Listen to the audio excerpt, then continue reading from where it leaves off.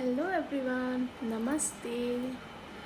अनि यो संसारमा चाहिँ यस्तो स्त्री जातिहरू पनि हुन्छन् कि जसले चाहिँ मान्छेलाई प्याच प्याच भनेर मन दुखाइदिनुहुन्छ।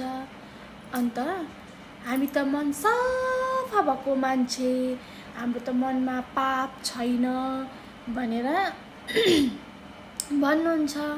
अनि पक्का सबैलाई मनमा बिच्ने गरी भन्नुहुन्छ। उहाँले त बोलिसक्नुभयो होइन, तर जसले सुन्नुहुन्छ उसको मनमा त गाडिएको हुन्छ त्यो कुरा।